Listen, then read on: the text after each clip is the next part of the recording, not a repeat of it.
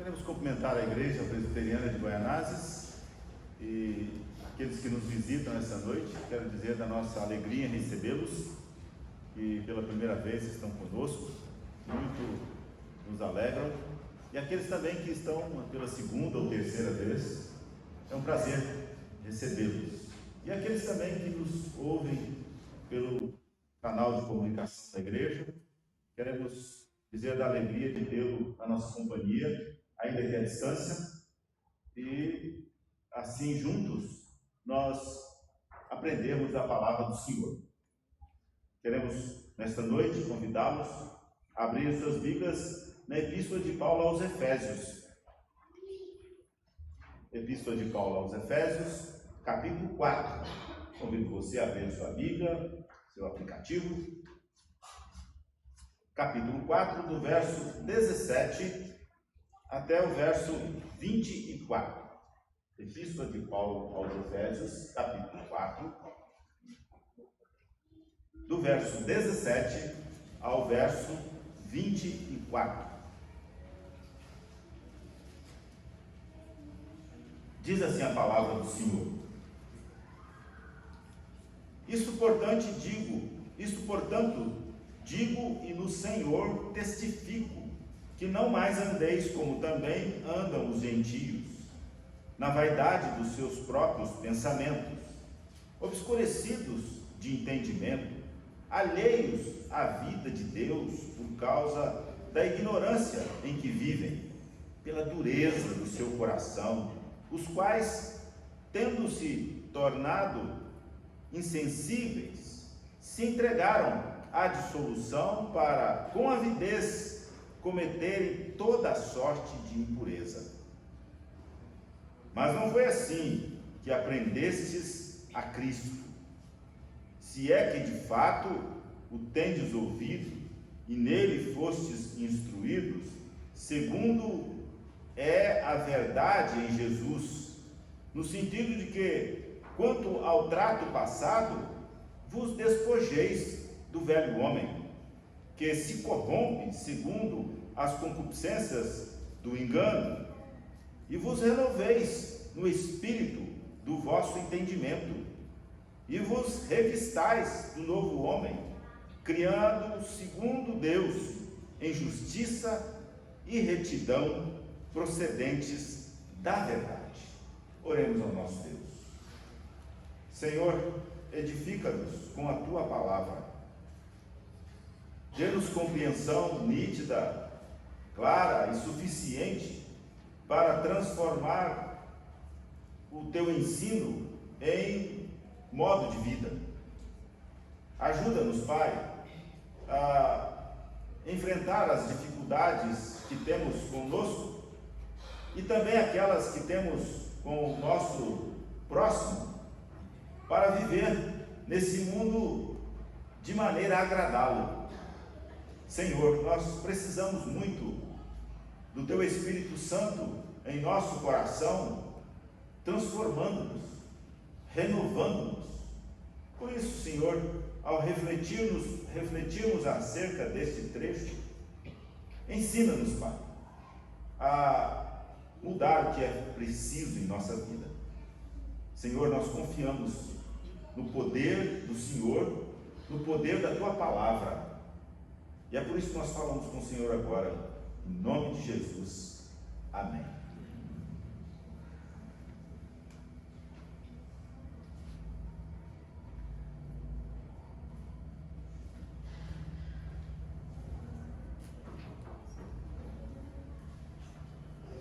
Você pode avaliar a sua condição espiritual.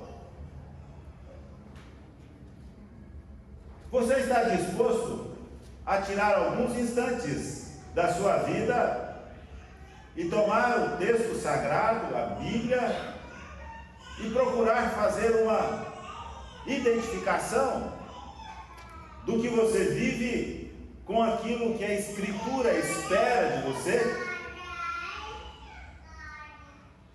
Paulo escreveu esta epístola aos crentes de Éfeso e o fez com o intuito de levá-los a pensar sobre a maneira que eles viviam,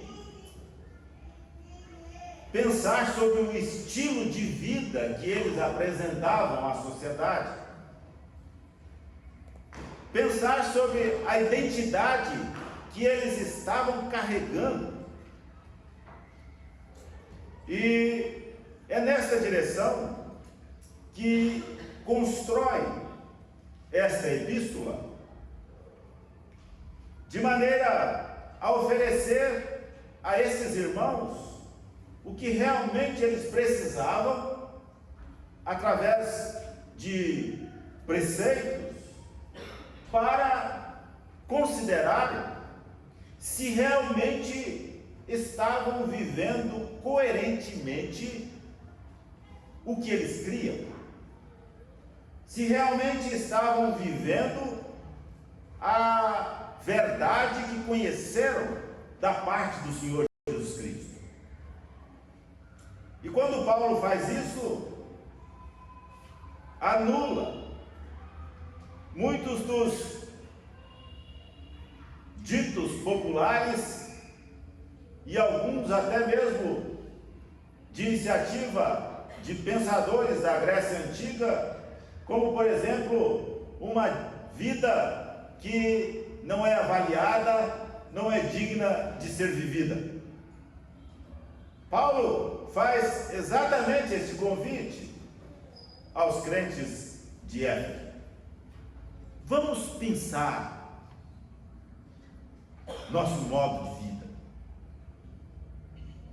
É isso que ele promove através dessa epístola. E é interessante refletir um pouco no contexto em que este povo vivia, um contexto de muita inquietação religiosa. Alguns registros sobre Éfeso nos informam que, por volta de pouco mais do ano 100 da era cristã, quem sabe por volta do ano 130, temos algum registro seguro de que Éfeso era uma cidade, uma metrópole de cerca de 500 mil de habitantes, e que era conhecida não só pela sua economia, mas também conhecida pela sua religiosidade, onde a famosa deusa Diana ocupava o lugar de destaque no panteão dos deuses que ali eram adorados. E essa comunidade de crentes de Éfeso estava inserida neste contexto econômico, neste contexto religioso, que por vezes era atacada na tentativa de desconstruir o que tinham aprendido acerca de Jesus, o que tinham aprendido acerca da vontade de Deus para esses convertidos, esses que nasceram de novo, esses regenerados, que ali viviam em comunhão, num número de pessoas que Paulo chama de crentes de Éfeso. E em outros lugares, esta epístola é tratada como uma igreja, como por exemplo João chama em Apocalipse. É importante aqui nós destacarmos que para ajudar esses crentes estarem sempre observando a sua espiritualidade, Paulo oferece alguns recursos para que eles pudessem estar conferindo, medindo se de fato a vida que eles levavam, o estilo de vida que eles tinham, se identificava com o que eles tinham aprendido acerca do cristianismo. E ele vai fazer isso usando de um trecho que compreende do início do capítulo 4 até o verso 5, até o capítulo 5, verso 21. E nesse trecho ele vai fazer uma série de exortações. E essas exortações funcionam como recursos úteis para levá-los a refletir sobre suas vidas. E este trecho, que compreende do verso 17 até o verso 4, até o verso 24, é um trecho que ele usa para fazer um pouco dessas questões, dessas avaliações. E é por isso que ele começa aí no verso 17, como você percebeu, com uma conclusiva que aponta não só para o que ele já disse desde o começo do capítulo, como também uma conclusiva que se repete, e você vê isso no verso 25, apontando para uma finalização em partes. A primeira parte desse final de exortações é esta, que ele anuncia o seu primeiro portanto. Depois, no verso 25, ele vai dizer por isso, e assim concluindo sua série de exortações aqui aos crentes. E esta que nós temos aqui, ela se divide em dois grandes momentos que nós gostaríamos de considerar com os irmãos esta noite. O primeiro momento é aquele que ele vai instruir os crentes: olha, existem algumas marcas que não se identificam com os salvos em Cristo Jesus, que, quando encontradas naqueles que dizem conhecer a Cristo, elas depõem contra essa profissão, contra essa fala. Por outro lado, existem outras marcas que, encontradas naqueles que confessam Jesus como seu Senhor, elas apontam para a autenticação da sua afirmação que crê no Senhor Jesus Cristo. E se você observar, este texto que lemos, do verso 17 até o 24, ele se divide nessas duas grandes sessões. Mas eu quero convidá-lo esta noite a subdividir essas grandes sessões em algumas para facilitar a nossa compreensão mais objetiva desta lista que Paulo aqui oferece. E eu quero, num primeiro momento, convidá-los a pensar um pouco sobre o que ele está dizendo no verso 17 e no verso 18. Ele vai aqui rapidamente dizer que, olha, essa informação que eu passo a vocês, esta orientação, não é uma coisa da minha parte, eu resolvi falar a vocês. Não é isso. Ele imediatamente busca autoridade para a sua fala e diz: olha, o que eu estou dizendo é do Senhor. Ou seja, eu estou dizendo de conformidade com o Senhor, da parte do Senhor. Não é uma produção intelectual minha. Isso que eu estou informando a vocês daqui para frente é da parte do Senhor. E ele vai dizer: olha, da parte do Senhor eu tenho uma coisa a dizer a vocês. Vocês não devem mais andar, ou seja, viver como andam os gentios.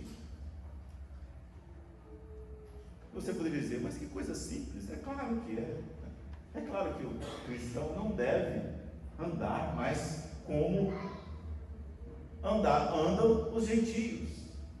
Mas você chegar a essa conclusão é simples. O que é difícil é você operacionar essa verdade. O difícil é as pessoas olharem para você e dizer: olha, esse é um cristão. O difícil é você ser visto, até mesmo no meio religioso, como um homem, uma mulher, um jovem, um adolescente, uma criança que é piedosa,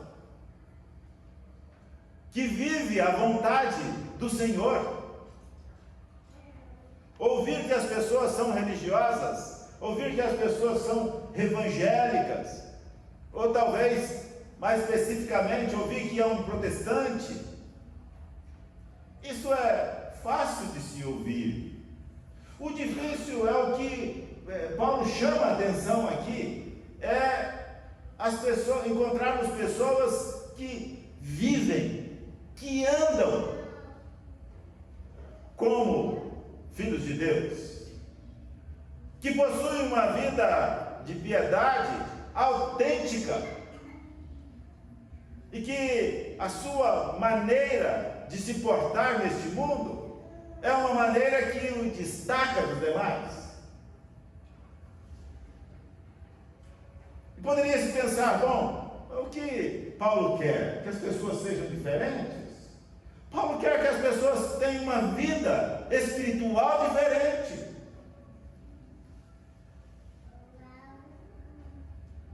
Paulo aqui não está falando de sua aparência externa ser diferente para que a aparência chame isso, mas na medida em que o seu espírito te transforma, que inevitavelmente você terá um comportamento diferente.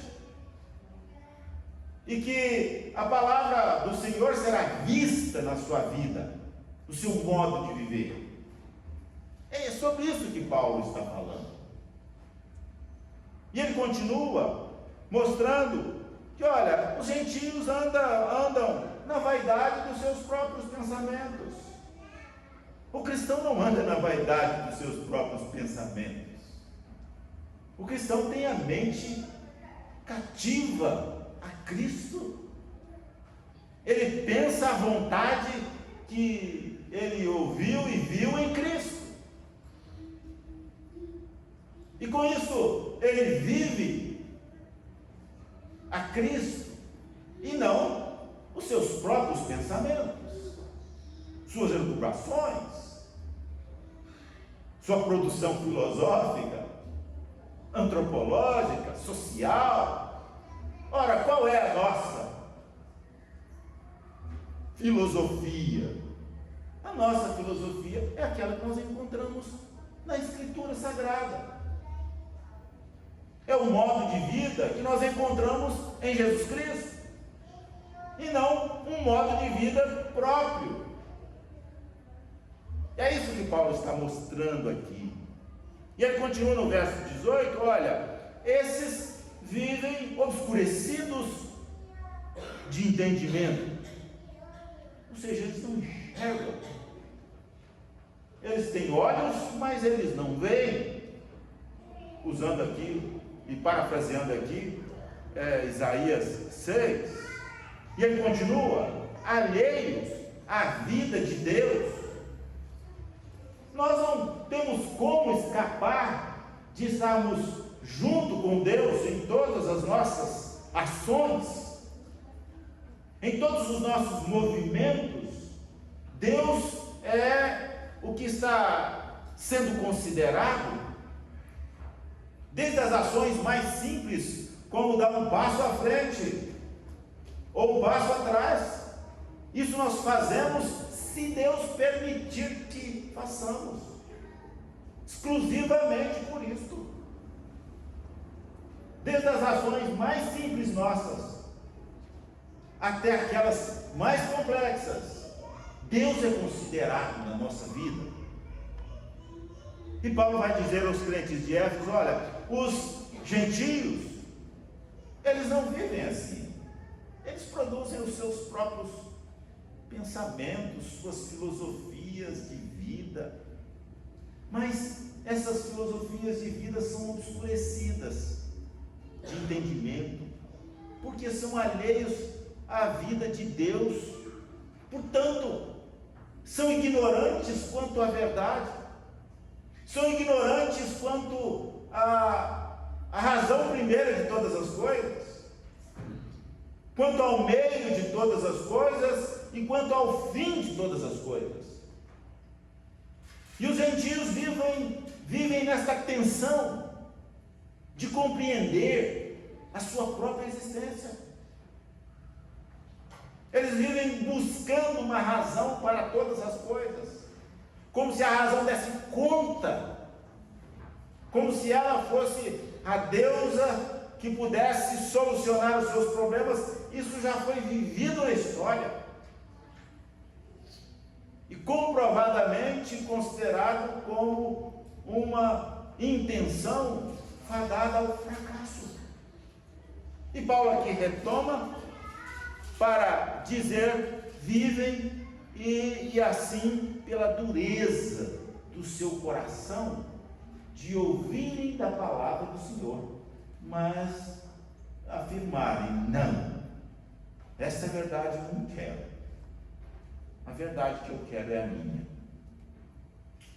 o pensamento que eu quero é o meu, o entendimento que eu quero é o meu, eu não quero nada com esse pensamento de Deus, com essa vida com Deus, com nada disso. E isso os gentios demonstram em suas vidas. E Paulo vai dizer que não, o crente em Cristo Jesus não vive assim. Ele vive submisso a Deus e tem prazer nisso. Ele vive escravo de Cristo e tem prazer nisso. Ele vive dirigido por Deus e ele tem prazer nisso. E ele faz isso porque, se existe uma coisa que ele pode fazer neste mundo, é imitar a Cristo. Se existe algo que faz sentido para ele no mundo, é olhar para os preceitos de Deus em toda a Escritura e buscar incansavelmente cumprir esses preceitos. Se existe uma coisa que faz sentido para um cristão, é ele olhar para os exemplos de Cristo e dizer: olha, eu quero fazer isso, eu quero ser dessa maneira, eu quero falar que Cristo falava, eu quero fazer o que Cristo fazia. Então é isso que deve mover, e não aquelas marcas de ignorância, de incredulidade, de distanciamento que nós vemos com facilidade nos ímpios, nos réprobos. E ele continua, depois de mostrar que devemos abandonar esse modo antigo de viver, de pensar, que tem o próprio eu como centro de todas as atenções. E isso não é difícil de você encontrar. E na igreja de Éfeso parecia comum aquelas pessoas que tinham o eu, os seus próprios interesses como centro de tudo. Se não for eu, e se ele não estiver em plena evidência, então não estou satisfeito. E aqui Paulo vai dizer: olha, o verdadeiro cristão, ele deve abandonar o antigo modo de pensar, o antigo modo de viver, o antigo modo de sentir.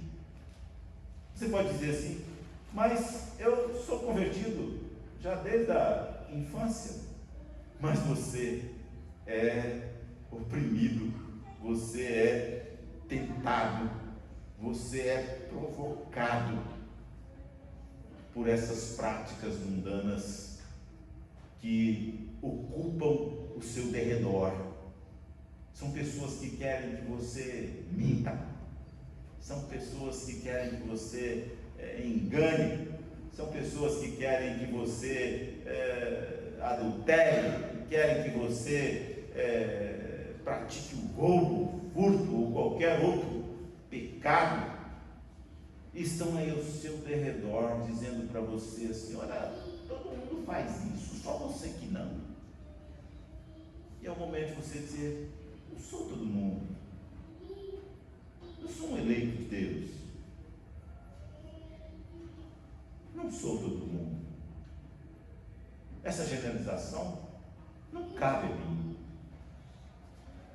Eu posso dizer que eu tenho a vida eterna porque alguém pagou por sua vida, por essa certeza. Por isso não sou igual a todo mundo. Mas você é egoísta? Não, eu sou o que sou, e Paulo diz isso. Eu sou esse porque Cristo morreu, e por isso eu vivo segundo este que morreu por mim. E Paulo continua agora a mostrar, e agora no verso 19, uma outra orientação que visa o abandono de práticas que não são as esperadas dos filhos de Deus. E aqui no verso 19 eu convido você a considerar o verso 19 e o verso 22, que dizem assim: os quais, tendo se tornado insensíveis, se entregaram à dissolução para com avidez cometerem toda sorte de impureza. O 22 agora. No sentido de que, quanto ao trato passado, vos despojeis do velho homem, que se corrompe segundo as concupiscências do engano. Ora, o que Paulo está mostrando aqui é que o homem que não está comprometido com o Senhor, ele é insensível à palavra do Senhor. Isso é bastante comum e nós podemos experimentar isso na nossa própria vida. À medida em que você tem comunhão com o Senhor, em que a sua vida espiritual se concentra em ler a Escritura, em orar, em viver em comunhão com os seus irmãos, as práticas que acidentalmente você pratica ou tem e são pecaminosas, elas são facilmente percebidas. Rapidamente você procura reconsiderar-se com Deus. Rapidamente você procura pedir perdão a Deus. Mas na medida em que você está distante da palavra de Deus que lhe aponta os erros, da oração em que você mostra comunhão com Deus e da comunhão com os demais irmãos que te fortalecem e mostram a você que não está sozinho, a sua insensibilidade aumenta.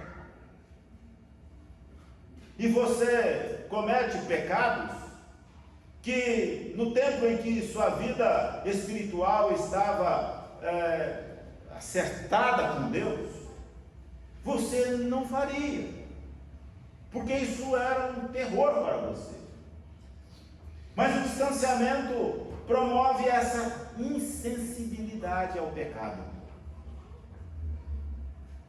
Isso é fácil de se perceber. Qualquer um de nós aqui, se prestar a fazer essa análise, perceberá isso. Você começa a praticar um pecadozinho, esse outro aqui não tem problema, é mentira, tudo bem, uma mentirinha só. Depois você caminha um pouquinho, enganar, um enganozinho aqui, outro ali, não vai fazer diferença. Uma cobiçazinha aqui, outra ali, não tem problema. Vai somando. E a sua insensibilidade vai aumentando. A ponto de você chegar em uma situação em que você está plenamente sucumbido pela insensibilidade. E pecar para você não faz diferença. Não faz diferença. Você pratica quase que naturalmente aquilo que desagrada a Deus. E Paulo aqui chama essa atenção para essa insensibilidade. Uma insensibilidade que tem resultados terríveis, que agravam a situação espiritual ao ponto de viverem dissolutamente, sem limite nenhum, sem norma nenhuma, fazendo que a natureza pecaminosa se dispõe a fazer, e assim mostrando uma identificação não com os servos do Senhor Jesus Cristo, mas se identificando como um ímpio, como um descrente, como quem não tem a Deus. E Paulo chama a atenção dos crentes: olha, devemos abandonar aquilo que na nossa vida está entregue à dissolução, abandonar aquilo que na nossa vida está entregue à impureza. Sabe aquelas coisas que você vê e que desagrada a Deus, mas por fim você se acostuma a ver essas coisas que desagradam a Deus, e por fim você nem se incomoda, nem se lembra que isso desagrada a Deus? Sabe aquelas séries pornográficas que você começa com só uma ceninha aqui, outra ali, e quando pensa que não, você está totalmente absorvido, não só por estas imagens, como também pelas ideias que são ali defendidas pelos personagens. Isto é uma vida insensível ao certo e ao errado. É uma vida já condizente com o que desagrada a Deus. E Paulo vai dizer: olha, isso precisa ser abandonado, isso precisa ser deixado. Tudo que se relaciona com o pecado deve ter da nossa parte uma ojeriza, uma repulsa. Deve ter da nossa parte uma ânsia de vômito, porque isso desagrada ao nosso Senhor, desagrada ao nosso Deus. E os crentes em Cristo Jesus não foram chamados para isso. Isso é uma identificação com aquilo que alguns eram antes. Isso é uma identificação com aqueles que não são regenerados em Cristo Jesus. E precisamos abandonar isso da nossa vida, diz Paulo. E assim, ele, no verso 20, vai nos mostrar uma outra informação muito importante.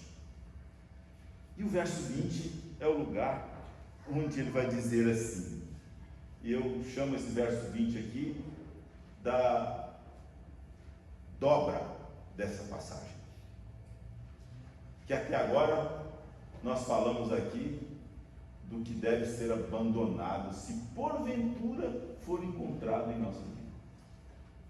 E é o que Paulo disse aos crentes de Éfeso: olha, se isso for encontrado na sua vida, precisa de ser abandonado, porque olha, isso não se identifica com o que você é em Cristo Jesus.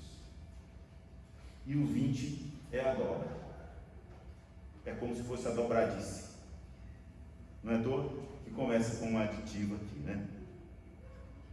Ou com uma adversativa. Ele vai dizer: mas não foi assim que aprendestes a Cristo. Mas não foi assim que aprendestes a Cristo. Você poderia pensar assim: mas aprender a Cristo, não seria aqui uma falta? Está faltando alguma coisa nesse texto? Não seria aprender de Cristo? Não. Aqui Paulo está dizendo aprender a Cristo. Aprender a Cristo é fazer parte de Cristo, ter como cabeça. Você diz assim: fui para tal país para aprender a língua. Aquela língua fazer parte de você. Eu fui para aprender a cultura, ou aprender a área X, Y ou Z do conhecimento. Aqui Paulo está dizendo: olha, não foi assim que aprendestes Cristo. Não foi assim que no começo, quando vocês passaram a fazer parte da vida de Cristo, e Cristo fazer parte da sua vida, integrante. Então ele diz: mas não foi assim que aprendestes a Cristo. Se é que de fato, e essa contingência aqui chama a nossa atenção, ela chama a nossa atenção para dizer o seguinte: olha, a avaliação é importante, porque a avaliação vai levar você a fazer um juízo de você mesmo. Em que sentido? Será que realmente eu sou o que eu digo? Será que realmente eu sou de Cristo? E Paulo aqui usa da contingência para agravar o seu convite à avaliação. Então ele vai dizer: se é que de fato o tendes ouvido e nele fostes instruídos, será que de fato vocês ouviram? Ou vocês só tiveram ouvidos, mas não ouviram? Será que de fato vocês foram instruídos? Ou só passaram o tempo ouvindo? Ouvido e instruído segundo o que? Segundo a verdade em Jesus. Então, com essas palavras, Paulo coloca em xeque aqui todo o nosso tempo de vida cristã neste mundo. Ele coloca aqui em questão todo o tempo que os crentes de Éfeso estiveram reunidos, estudando a Bíblia, ouvindo, e neste tempo, ouvindo acerca do Antigo Testamento, ouvindo os ensinamentos acerca de Jesus, que já circulavam oralmente. E a pergunta era: será que isso não foi uma perda de tempo, tudo isso que vocês passaram? Numa pergunta bem objetiva ao nosso tempo, e o tempo que você gastou na igreja? O tempo que você frequentou a classe da escola dominical? O tempo que você frequentou os estudos bíblicos? As reuniões de oração? Os cultos? Que diferença que fez isso na sua vida? Se você gastou tantas horas, mas isso não mudou a sua vida. Você continua vivendo como o velho homem. Você continua vivendo práticas daqueles que não são cristãos. Então, o que adianta isso?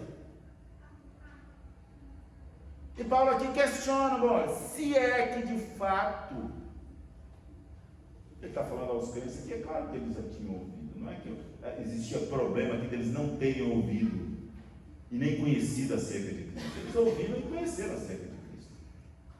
Mas Paulo estava colocando aqui em dúvida para eles: se é que vocês de fato aprenderam, Então, a verdade em Cristo Jesus.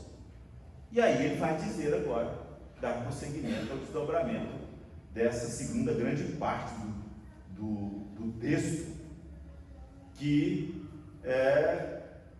ele vai falar do que se espera da vida, do modo de vida, do estilo de vida do convertido.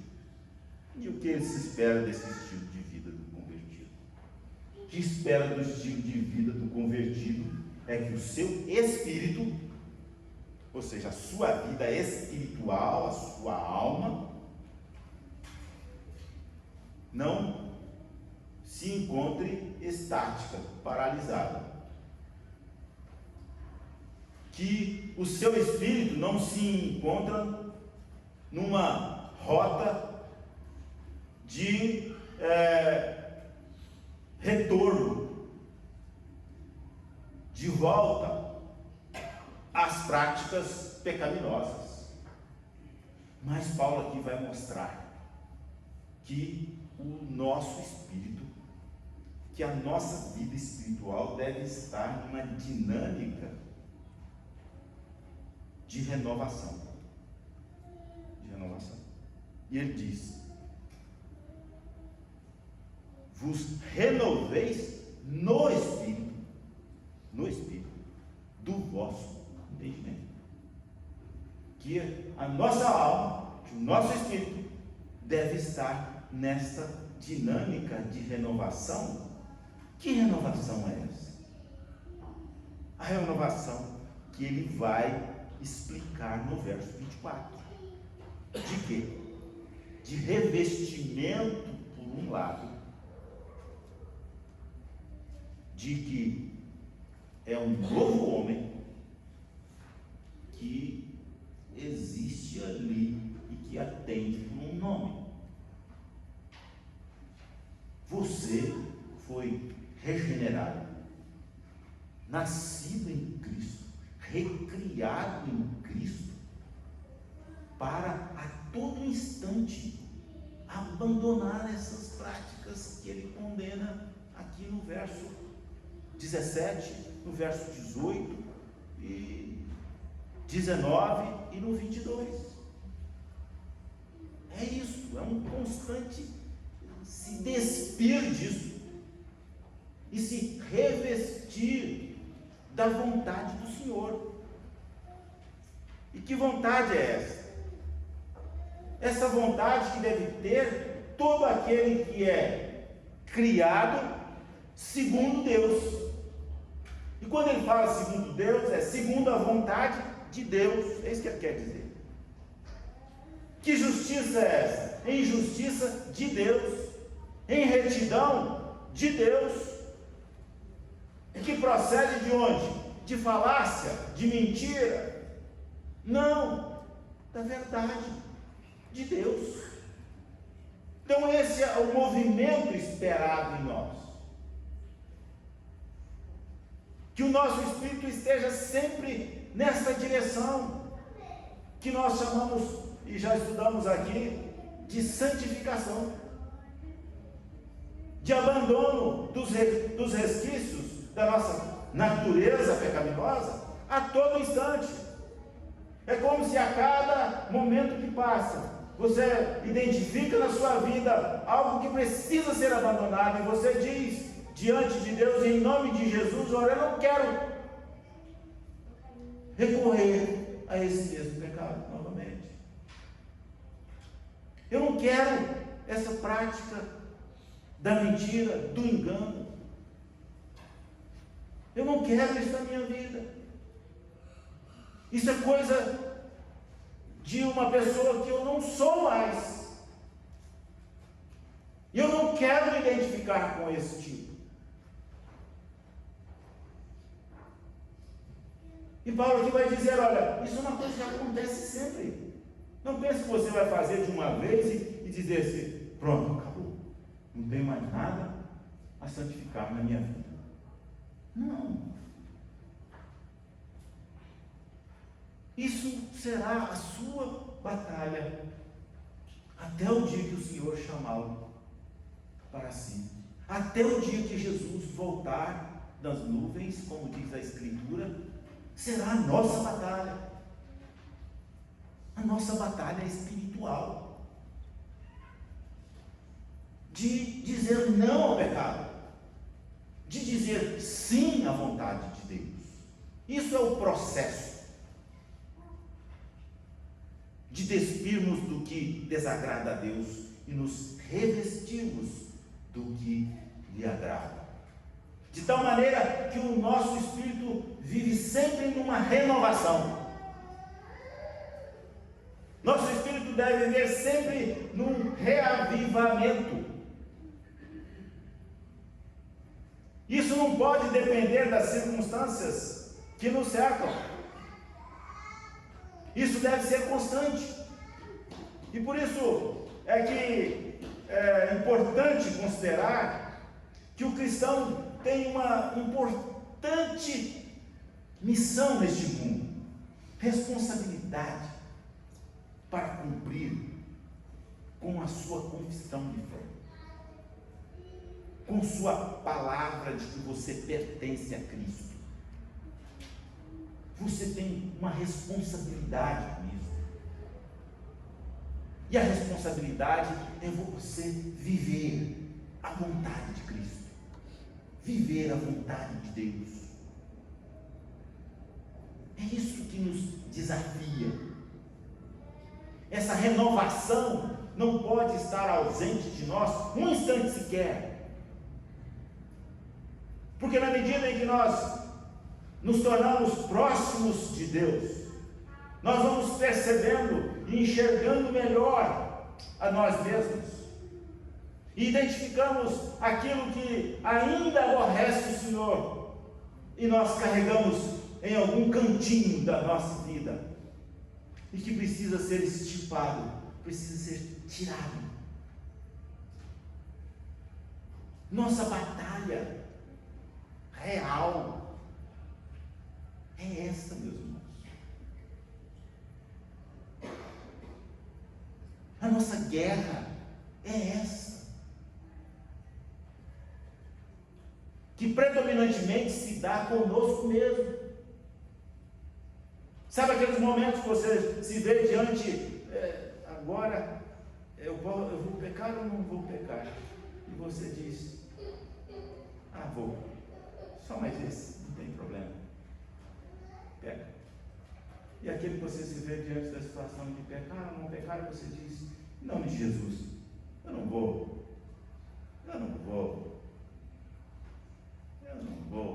me deliciar nessa coisa nojenta do pecado. Eu vou viver conforme Cristo e me alegrar de poder ser diferente e de poder nesse mundo ser um testemunho daquele que morreu por mim. Isso é que é importante para mim, é isso que vale a pena. E é Paulo que escreveu isso, aquele que diz, olha, para mim, o quê? Viver é Cristo. Percebe o que é isso? Para mim, viver é Cristo. Outras coisas. Que outras coisas existem? Quais as outras que ombreiam esta do meu Salvador, da minha vida eterna? Então essa é a diferença que Paulo faz aqui desses dois tipos de vida. E é importante nós lembrarmos que ele está escrevendo aqui a crentes. Ele não está escrevendo a incrédulos e a crentes, mas a crentes, né? E o que vem à nossa mente é se nós estamos nos vestindo dessa maneira. Do que você tem se revestido todo instante da sua vida? Novo homem criado segundo Deus significa que passamos a viver de acordo com o que Deus em si mesmo ensina-nos. Viver segundo Deus é viver uma vida de qualidade superior. Qualidade superior. engano muito grande que as pessoas falarem de soberania de Deus e demonstrarem religiosidade quando estão em momentos especiais em suas vidas. Mas lidar com a soberania de Deus é lidar com as implicações dessa soberania de Deus. E soberania de Deus é a retirada do homem do centro da nossa vida e lá apenas ficar Deus. Esse é o desafio. Esse é o desafio. Viver segundo Deus é viver uma vida de qualidade superior. E avaliando é que nós podemos chegar a um resultado. E é isso que Paulo promove nesta epístola aos Efésios. É possível viver dessa maneira? Você poderia perguntar. Sim. É possível viver dessa maneira. É possível viver revestindo-se do novo homem, sim, pelo poder do Espírito Santo de Deus, que habita nos nossos corações. É Ele que te fortalece. Sabe aquele que vai lhe sustentar para você dizer não ao pecado? É o Espírito Santo de Deus no seu coração, que vai lhe convencer de que, olha, dizer não ao pecado é a única opção que você tem. E assim, dia após dia, renovando o nosso espírito e revestindo-nos de um novo homem, criado segundo Deus, em justiça, em retidão e em verdade. Que o Senhor nos abençoe. Amém?